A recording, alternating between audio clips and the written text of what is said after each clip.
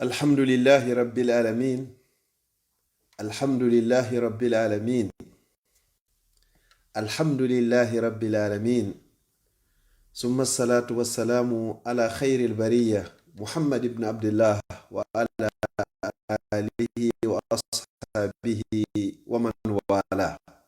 أما بعد، السلام عليكم ورحمة الله وبركاته. musidɓe an julɓe l'islam awon yettude o allahjo mo maraɗo waɗa e kala ko faala leer mo faala eno faalira emo faalana yeru ko o faala wo kadi hara goto landakimmo yeddamo o okkama yettamo o ɓeydama fi a yeddima ɗallirtama fi muɗum sa yettimo hoore ko waɗama ko o wondi kadi o ƴate en weltaniki allah subhanahu wa taala newnanɗo hikka juuluɗen donkin rowani hiɗen andi ko feƴƴi kon alhamdulillahi rabbil alamin. haray ko minati ka kikiɗe hun ɗo ka jemma hun ɗo amen ga fi landagol on fop moɗon nodduɓe e wonɓe e noddude e inde lawol kisal landagol so tawi ummo fo moɗon on juuli e jam onon e ɓeygureji moɗon kala ka wawɗo wontirde e hoore adna allah on fop. musidɗo moɗon Abdallah Diallo Bruxelles salmini on landigi so tawi on juuli e jam o toranike on allah jam e kisiye onon e ɓeygureji moɗen. taqabbalallahu minna wa minkum salihal a'mal wa kullu amin wa antum bi khair. en toriki allah subhanahu wa ta'ala on moƴƴere ko ɗaɓɓano kon e balɗe sappo aranɗe ɗen ka donkin yo allah taw hara en heɓi ko molano kon e muɗum yo allah taw hara o dandi en. en toriki allah subhanahu wa ta'ala o tawni en hikka yo tawni en ko feewi kala mo tawnare e meɗen yo allah taw hara o yaafike mo si o ƴettitimo innahu waliyu zalika wal qadiru alayh. en toriki allah subhanahu wa ta'ala on kala nawnuɗo yo allah on sellinmo, kala jogiiɗo cellal yo allah on ɓeydanmo, kala maapiɗo yo allah ittanmo ande, kala mo maapaki yo allah dandumo ande ko fuu andi.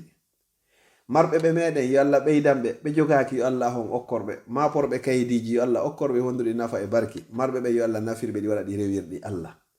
ɓe mawɓe mum fatiɓen fof yo allah taw hara maɓɓe no ka jannatul firdausil a'la. yeru luttuɓe ɓe mawɓe muɗum yo allah ɓoynuduɓe maɓɓe okka en okkaɓe fof maɓɓe battane moƴƴo. yo allah yaafo mawɓe meɗen fof fatiɓe kesum e kiɗɗum, yo allah yaafo mawɓe fuuta jalo, enen kadi yo allah waɗu en mawɓe okka en gurdan juutuɗan hara ko wonduɗan nafa e barki. toriki allah subhanahu wa ta'ala yo allah okkor en ko du'ano en nyande surroɓe arti. haray hande ko weltanagol allah hoti jarna on lando on fof moɗon son juuli e jam. nodduɓe téléphone ji kontotako, woɓɓe noddi ha ronki ronka wawede humpodirede na salagol ma yawitagol on ko wonɓe noddude ɓe woni ko ɗuuɗi appel ji ɗin ɗuuɗi no wakkila ƴettugol ngol. kono haray woɓɓe suuso hawrde message ji haray meɗen e jamme landike sayi onon kadi haray ɗon jam allah tawa ɗum. ɓaawo ɗum ɗo toranagol on jam e kisiye e lannode nde hitande ɗo ko ɗum woni donkin ɗen toro allah hitande wonde arde nen yo allah tawrudunen e mayre hara kode wondude iman e gomɗina allah subhanahu wa ta'ala e montanede bakkato e rinɗinede e natugol yite jahannama ya rabbal alamin. yo allah taw hara o arafa horaɗo ɗo en fof meɗen en wattama ka listi yahayɓe aljanna ɓen ya rabbal alamin. haray noon ɓaawo ɗum ɗo ne laaɗo sallallahu alaihi wasallam e maaki ayyamul eid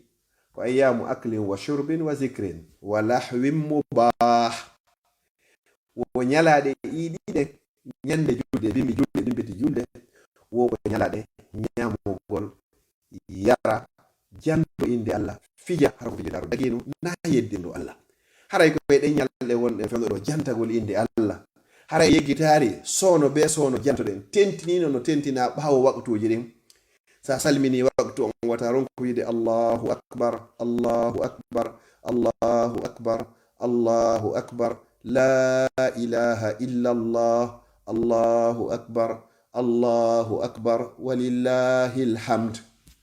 hay so tawi ko woɗo to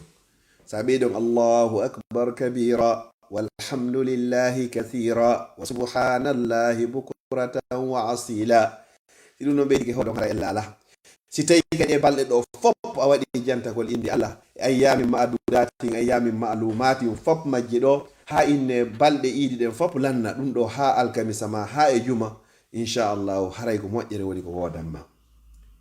jantagol inde allah si ɗum ɗon feƴƴi ñama yara fija jala, si ɗum ɗon feƴƴi kadi haray ko fijo ndaruji hara ko daggiɗi haray ko ɗum hanɗe wadde nder ɗe balɗe ɗo mi toriki Allah o tawni en hikka yo tawni en ko feewi so tawnare o yaafo en so ƴettita tawanoɓe rowani hara tawaka hikka yo Allah taw fap maɓɓe hara ko yaafaɓe si ƴettita haray si muuyowo muuyi ko nadunolanka kikiɗe hon ɗo ko andugo sayi on juuli e jaam yelano on jaam e kisiye haray musidɓe meɗen e neniraɓe meɗen boyi hino nawni mi toriki Allah ammarɗo cellal Allah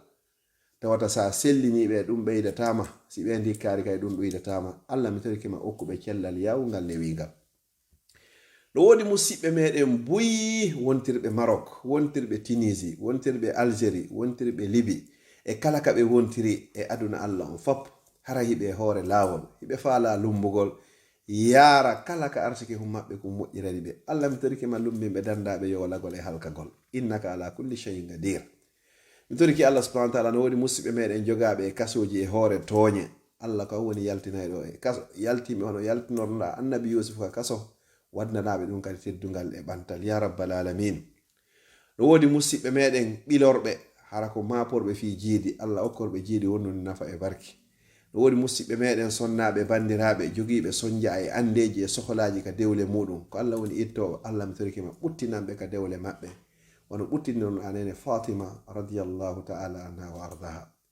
no wodi musidɓe meɗen kadi buyi hara piji ɗin fappo hara hino timmi kono hara cellal ngal ɗuɗa jonnuɓe cellal no wodi musidɓe meɗen nawnuɓe hara ko wonduɓe sheytaneji Allah ittanɓe sheytaneji ɗin wodi bandiraɓe meɗen wonɓe nokkeli buyi hara ɓe makori kaydiji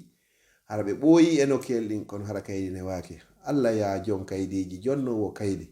Allah mi tokko o ko jonnuɓe kaydiji wonduɗi nafa e barki ya rabbal alamin Allah moƴƴinan en ɗo moƴƴinan en ka meɗen Allah okkore lamɓe fewɓe nunduɓe huloɓe Allah Allah waɗu en lamatiri fewi nunɗuɗi hulore Allah Allah wurno en haka gurna moƴƴani ñande tawata ko lakaran woni ko moƴƴani Allah ƴettutumen nden ñande innaka ala kulli shay'in qadir yo Allah woɗɗini gi golleji meɗen ɗi fu yingo e nani yo Allah waɗɗi fu hara ko sabi Allah yo Allah waɗi leydi lagiri ɓurni moƴƴude leydi eɗe hara a bonna hara so tawi a bonna a hula hay hunde yo Allah okkore sifaɓe lamɓe innaka ala kulli shay'in qadir wassalamu aleykum wa rahmatullahi wa barakatuh